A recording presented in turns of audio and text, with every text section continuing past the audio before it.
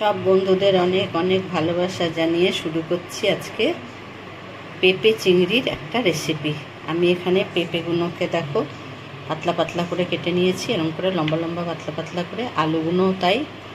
আর চিংড়ি মাছ নিয়েছি আমি এখানে, একটা পেঁয়াজ কুচি করে নিয়েছি, 4টে কাঁচা লঙ্কা, রসুন 6 কোয়া আর একটুখানি সামান্য আদা, নুন, রাঁধুনি, তেজপাতা, জিরের গুঁড়ো 1 টেবিল স্পুন, লঙ্কার গুঁড়ো 1 টেবিল স্পুন আর হলুদ গুঁড়ো 1/2 টেবিল স্পুন। পুরো রেসিপিটা তোমরা দেখো। চিংড়ি মাছটা আমি প্রথমে ভেজে নেব, তার জন্য আমি কড়াইতে তেল দিয়েছি, গরম হতে দিয়েছি তেলটা। আদার পেস্ট, জিরের গুঁড়ো, কাশ্মীরি লঙ্কার গুঁড়ো আর হলুদ, এই 3টা আমি জলে গুলে রাখলাম। দেখো আরেকটু জল দিয়ে আমি ভালো করে এটাকে গুলে রেখে দিলাম।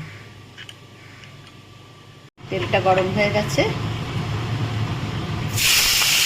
মাছটা আমি হালকা ভেজে তুলে নিই। মাছটা ভাজা হয়ে গেছে, আমি আরেকটু তেল দিয়ে দিলাম কড়াইতে।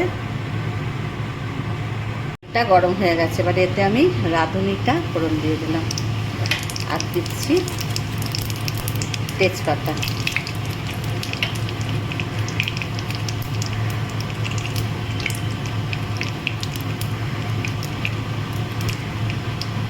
এবারে দিচ্ছি রসুন,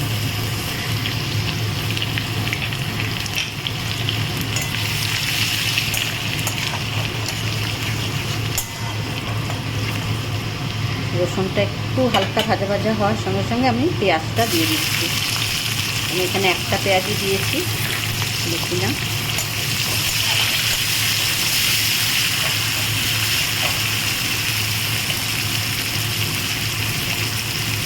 এখন আমি পেঁয়াজটাকে বেশ ভাজার দরকার নেই, এবারে আমি এর মধ্যে আলু আর এই পেঁপেটা দিয়ে দিলাম।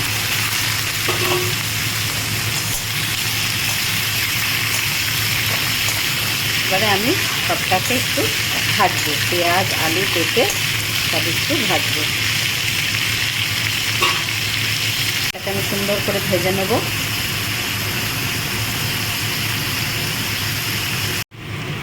পেঁপে আলু পেঁয়াজ 3টেই সুন্দর করে ভাজা হয়েছে, এই পাঁচটা সুন্দর করে ভাজা হয়ে গেছে। এটা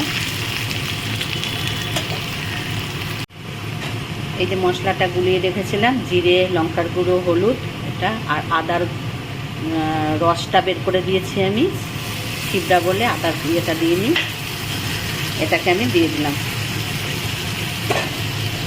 এই বাটিটা ধুয়ে আমি জলটাও দিলাম এতে। এখন আমি সবজির সঙ্গে মশলাটা ভালো করে কষিয়ে নেব।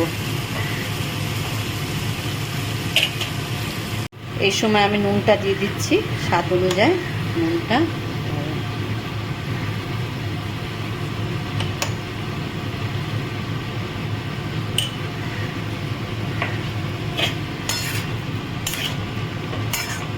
এখন কিছুক্ষণ এটাকে আমি ভালো করে কষাবো।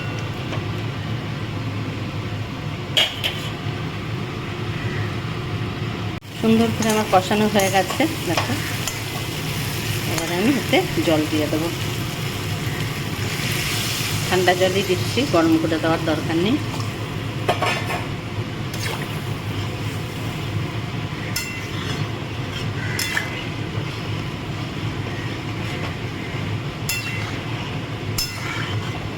এখন এটা আমি ঢাকা দিয়ে কিছুক্ষণ হতে দেবো।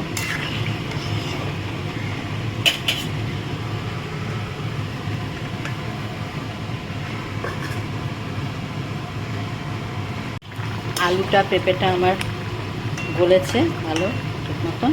এবারে আমি চিংড়ি মাছটা দিয়ে দিচ্ছি এতে।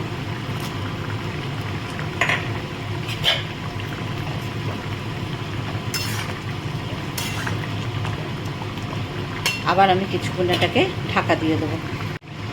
আমি 4টে কাঁচা লঙ্কা দিয়ে দিলাম, এটা একটু পেটটা চিড়ে চিড়ে দিয়ে দিয়েছি।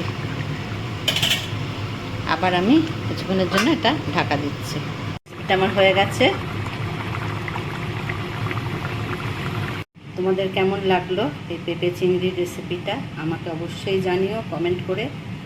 আর যারা আমার নতুন বন্ধু তারা অবশ্যই আমার চ্যানেলটাকে সাবস্ক্রাইব করো, আর লাইক তো অবশ্যই করো।